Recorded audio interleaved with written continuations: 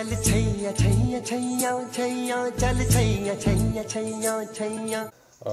and welcome to Baduk 1 channel, and today we are going to review a game that was played a couple hours ago in Grand Prix Final 2017 in Olomouc, Czech Republic, and the game was between Mateusz Surma, first dan professional EGF from Poland, and Andrii Kravets, first dan professional EGF from Ukraine.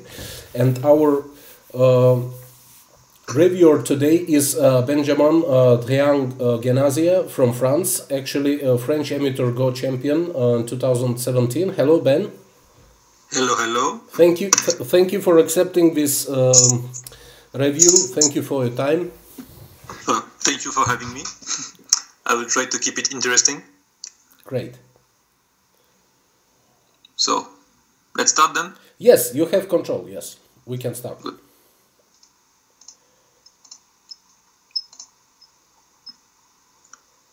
So far, everything is cool. I see that the shimmery is the new trend, like this high, far shimmery, like two-space shimmery. Yes. It's kind of the new trend since... You mean 04?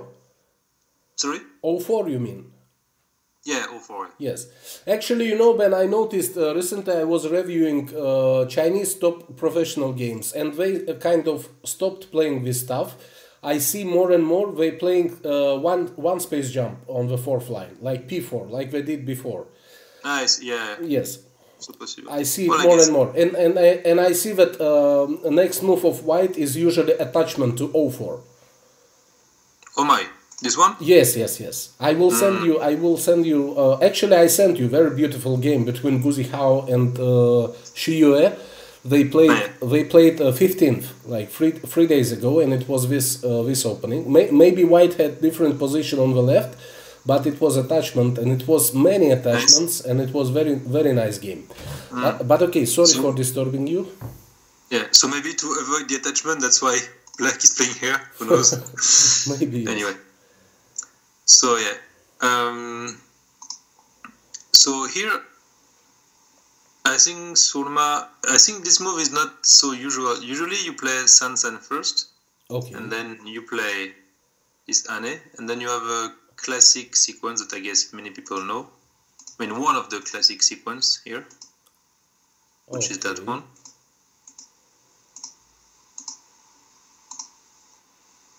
But so usually I think it's okay for. I mean, I like this for white because it. Kind of break the shimmery potential. Yes. Even though it's also kind of a lot of cash for black later. But I think it's okay sequence. Okay, thank you. But yeah, so Surma didn't play Sansan. Maybe he was a bit afraid of black playing here and then playing this one. So having kind of a fast opening. Fast development, okay. Yeah, very fast development. And then at some point, white would need to invade, but then the fight would be on black ground, so I guess black would be happy in that case. Okay. So Surma just played it one. So it's not that usual, but I guess it's also very playable. And in the end, they came back with a very classic sequence. Yes. It's a bit complicated because there is many variations. But all you need to understand in that one. So basically, here you can do some jumps, and then you can also fight like this, if I remember correctly. There was a lot of Chinese and Korean fighting games like this. Yes, and black is alive in the corner. Yes, he's alive. This way, yes. So you can have these kind of variations. But this one is like to put some pressure on white. Yes, also. And so, yeah, and this move is sent all the time. Like if black tries to capture the stone, then it's way too good for white to give this. Yes. So suddenly, all the same, the shimmery lose all of this power. So it's pretty bad. So that's why all the time black has to answer, and also because it keeps some pressure on the white's group. Okay. And like when white plays here, it seems maybe a bit overplay because you might think you already have one weak group, but also he's aiming at the cut in Q15, so it's not a completely random move. And then here there is a bit of a trick. It's like, so white plays this one, and some people might consider maybe it's a bit demi-summary, because when you have this sequence, maybe it's like white play here, black play here, but then suddenly he randomly pushes, so he just loses one liberty. But actually this is a bit of a trick, because now if white just connects, there's a very nice Tetsuji for black. I don't know if you know it, George, but it's this move. I don't know this move. Okay, thank you. Okay. And then, so here it's aiming at two things. First, I can show. Tiger mount? Yeah, you close here, yes, the whole group, or you aim at killing with B. Okay, very nice move. Okay. So that's also, yeah, the first time I saw it, I was like, interesting. And so, of course, here, when white plays this one, you force the Atari. And then, if he tries somehow to attack now, like, you can, I mean, there's all the cuts, and black needs to defend, and then you can kill the corner. Okay. So, that's why this move is, that's why you need to play that one. So, it's pretty nice. Nice, thank you for showing this. I didn't know. You're welcome. So here the fight. And so after it's all pretty forced with this sequence. So usually I like influence, but in that case I think white is a bit better, because like so it's like 30 points, 30 points cash, the corner. And of course, black is pretty solid, but there is some agi, like there is still the stone in O12, and there is the kind of cut in L15. But the agi is not, I mean, white for sure won't start the agi now, maybe later if he have some stones around. But yeah, usually when I play influence, I try not to put all my eggs in the same basket, and I feel like here, white, I mean, sorry.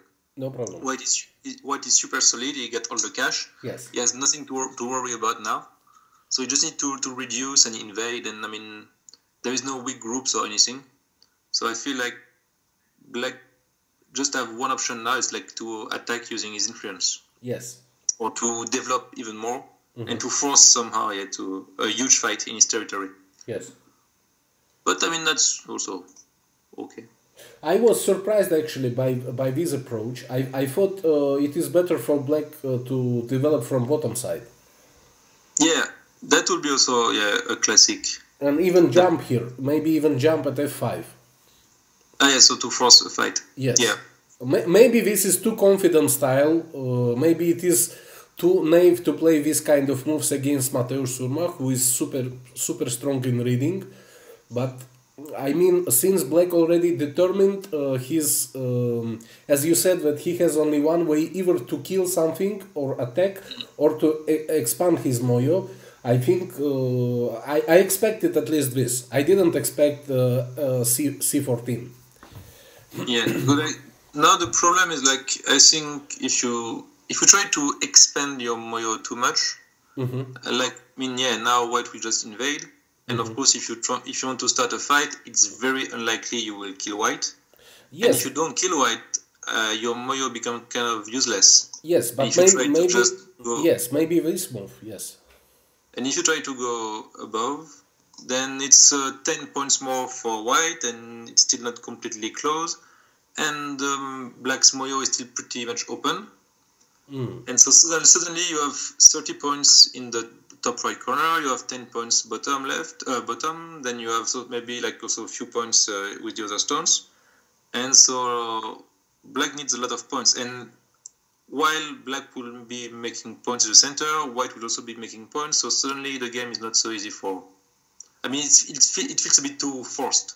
Okay. And usually you want your moyo to be built very naturally. You don't want to... Okay. You don't want to make this kind of move where like you want to force your moyo. So it has to come naturally. But I guess with this approach, Andrii was just trying to isolate this white stone in D16 and trying to make something. But actually, that's why I really like this move of white, because he's also like playing super solid. So now there's almost no problem with his D4, C6 stones. And so he's just keeping one weak group, which is D16, but he can fight however he wants because he's super solid everywhere else. So he has just one weak group, and then if he manages to make kind of a good position after the fight with his weak group, and he's pretty okay, I feel. So I really like this move of him. Okay. Maybe you could argue that he could play on this side to reduce a bit the moyo. That I'm not sure. But, I mean, that's a good style. I mean, I like it. And so, black takes some points. And, well, that's somewhere where I disagree with Andrii, because Andrii tried to fight very fast in the game. So, like, right now he's already cutting and trying to get something out of it. But I feel it was a bit too early. I think I would just expand the moyo here. Okay. And like, let's say like if whites try to capture the stone completely, then you can also add a move here. And of course, I guess somehow white will invade or maybe reduce something. I mean, he will try something. But I feel like the flow of the game is a bit better for black. I feel like for fighting, because like, so when you have such an influence, you want white to come into your ground to fight. You don't want to fight on white's territory. And I feel like he picked a fight that was not very good, favorable for him. So he should have been a bit more patient, I feel. It was a bit of a rush to start the fight now. Especially with this result. Like, you see, like, this move is extremely heavy, and if you don't gain anything from it, then it becomes a bit painful. And I guess Surma read quite a lot with this move, so he read that the two black stones were captured, which is a very nice move also. Because not only it captures the stone, but also it becomes very thick to reduce the center. So it becomes pretty hard for black. And so, yeah, I guess they read all of that. And so suddenly you see, like, so the black stones are dead. And of course, black is gaining a little bit of influence again, but he was already super strong, so it's not like he needs any more influence. And suddenly you have, like, so... And white got more points, right? Yeah, that's why. So, yeah, that's my point. It's like, so you have 30 points top right, you have another 30 points on the left, and I'm not even counting the bottom left corner. Really? And... Really? You think it is already 30 points? Yeah, because like, so the capture stones are, so white has to add to move, so it's like 6.8, 23, 25. Yeah, let's say 25 points. Okay. Only left. And then you have also the corner, which I don't count. So it's already like 55 points for white, plus some potential, because so it's pretty strong. And so finally now, black takes a big point, and white reduces. And you see, like, already,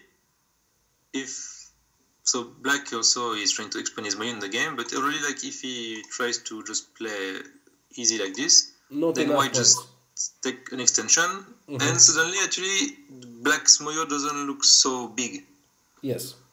And white is gaining points after points, and it will be very easy for him to win just on points, I think, without even trying to pick a fight. Okay. But of course, yeah, black has to expand, which is a good. And now white's invade. Actually, the invasion is not even that scary for white, because when he plays here, he's aiming at two things, I believe.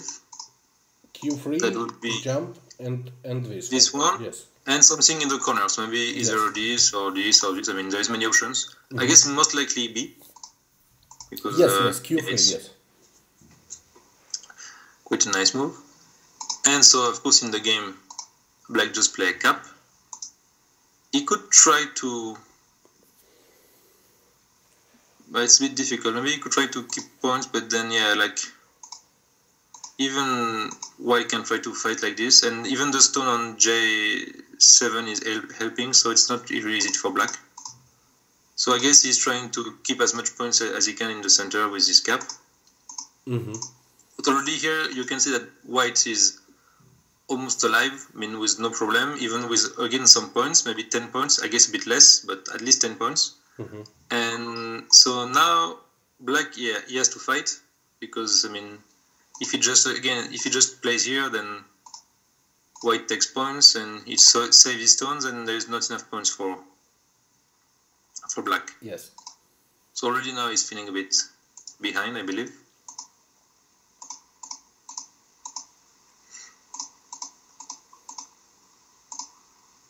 So yeah, there was some nice moves.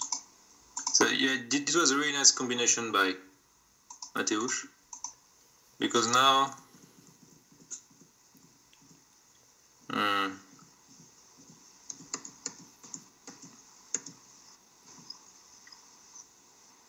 yeah, like let's say that just black plays something here. I mean, it's pretty easy just to reduce everything. Okay. And then you take the points here, and then you can still even enter here. And so yeah, suddenly you are left with maybe not even 50 points for black. Yes. So already, but the problem is now there is not that much space for black to fight, because white is already alive bottom, is extremely solid on the left. So black cannot even aim at weak groups. Yes. So white, I feel, is pretty comfortable in this fight. And he's not risking anything, which is pretty bad. So yeah, because like when you play influence game, you want also the opponent to have some risk. But here, white is just reducing or invading some, but he's not risking anything. So that's why I think the game got good. So that's why I really think that the mistake was to fight too early with D14. And here you can see that again it's like 20 more points in the corner, bottom left for white. Yes. And yeah, like, of course the safe way would be to capture this stone, but then again, just need to play this, and then you can reduce pretty easily. So black has to fight. And this move also is very nice, because so yeah, now it's aiming also at the Ane, you can show, in J3. And also it's cutting all the black stones, so it needs to be dangerous for black. So yeah, that's why but I guess like Andrii read that if he's defending the cutting point, then yeah, it just doesn't have enough points. So it's a bit difficult for him here. Like if white just keep on pushing, then he won't have enough points. So yeah, this. So it has to leave.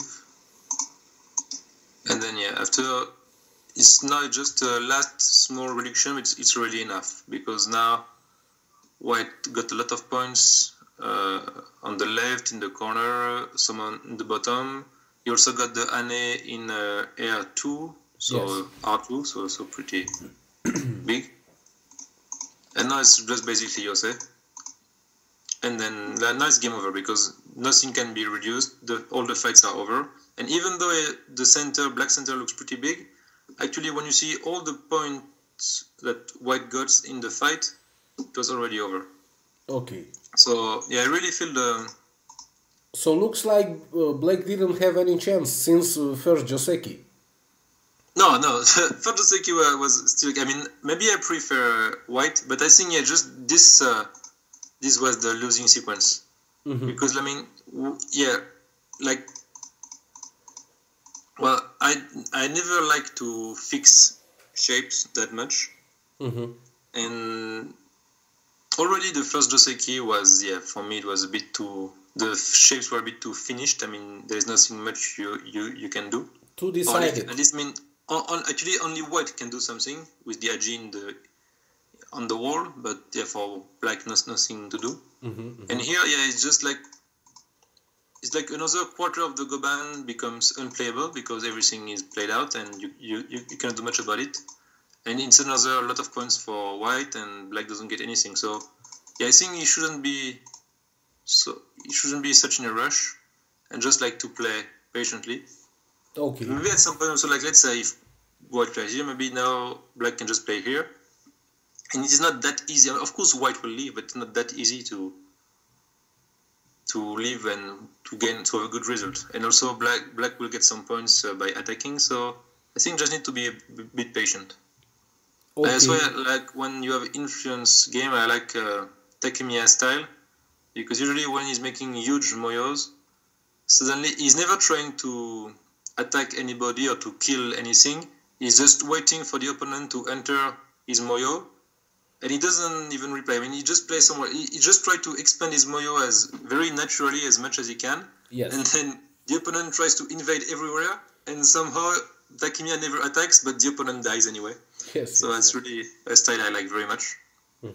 So I feel like it was a bit too forced by Andrii to start a fight. And as I said, when you start a fight, when you have such a big influence, you want to start a fight in your own territory, in your own ground. Like he should try to start a fight on the bottom side, not on the left side, because the left side is actually one of the side where white has kind of an influence. Okay. So for me it was a bit too much. And after actually not much he can do after that. I mean, he cannot try to. I see your point, Ben. Can we go back to Fuseki and choose alternative Joseki in the beginning, and just to see how game could flow? Couple alternatives. So, if black, my question is this one: if black is still wants to complicate this game, how else could he do that? Black, you mean? Yes. Well, you have this. Actually, I'm not sure now. It's most likely with this pincer, but I guess you know this Joseki. Yes. Yeah. So this actually is kind of a complicated Joseki, but it's with the high pincer. So with the bottom one.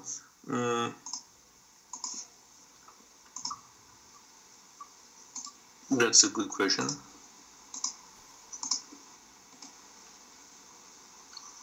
I think this is one of the possibility. Okay. Like the one I showed. It's quite a fight, and nothing's. I mean, at least black is alive in the corner, so there is not that much point for white. Yes. To be honest, I don't really know how it's going later. I mean, I know there were some games like this with Chinjiso where I played this move, and after you have some complicated variations like this. But basically, I remember it ended up in kind of a huge seki. I mean, everybody lives. But I think, because in the game that shows the variations where it's pretty simple. So what else you could do? Actually, it's always difficult, all this joseki, because you have the difference between this pincer and this pincer, and then you have this counter pincer or this counter pincer. So I know even pros sometimes they have some trouble to remember everything. But that's why for me, actually usually I want to keep it simple, so I just play that one with white. Okay. So it may seem a bit, of course, it looks very good for black, but then I mean it's also pretty open. So after you can just fight and do something. So of course it's a whole different kind of game, and I think actually that's the kind of game Mateusz wanted to avoid, because as we said, when he plays directly this one and not this one, I guess he didn't want black to play here. So I guess he wanted to avoid this kind of fights. But it's really difficult, all these josekis. And also you have some kind of version like this. This I saw also somewhere. And what should white do after that? Just pincer this one stone? When? Sorry. In the last variation that you showed, when white builds this wall. Ah, yeah, sorry. No, I think it's just enough to play that one. Okay. And then you can just play here, like you reduce. Mm-hmm.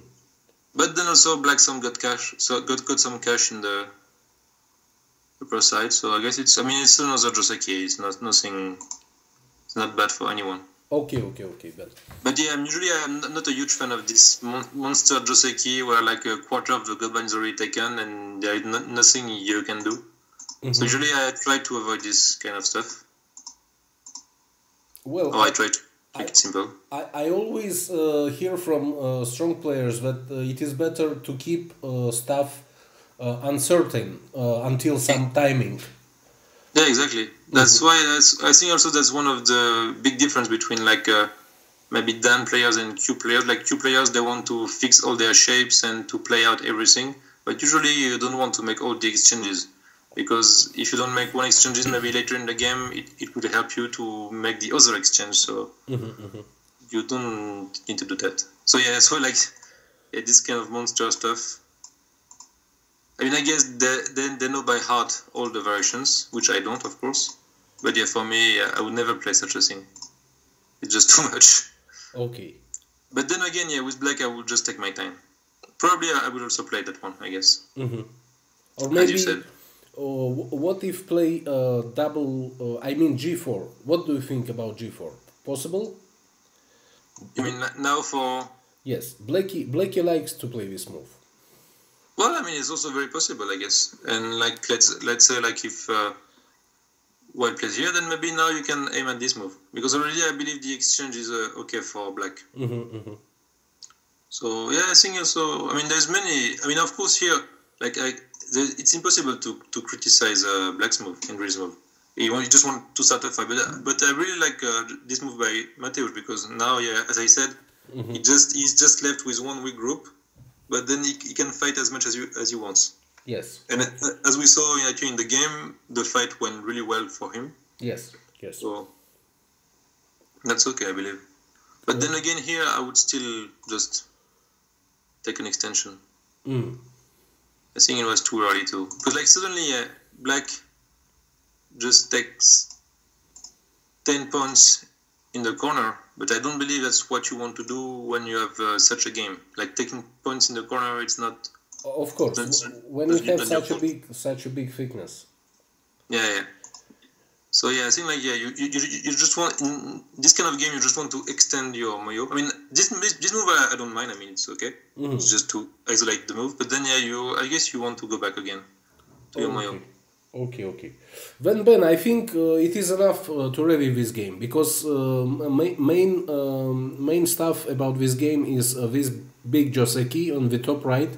Then early fight with using his C14 Agi, and then white was comfortable on every step since he had solid shapes already and also base for his group. He didn't have two weak groups on the board, so yes, it was kind of easy game for white. I mean, it was not super easy, but I mean it is of course much easier to reduce while having not many weak groups than to have five or three weak groups on the board and settle all of them. And when I say easy game, I'm pretty sure it was difficult for Surma to play, but I mean, just when you review the game, it looks pretty easy for white. I mean in review, review. I'm sure there was a lot of reading involved, so of course. So, yes, then thank you very much for your time, and thank you all our viewers. We will continue reviewing Grand Prix Final 2017 games tomorrow.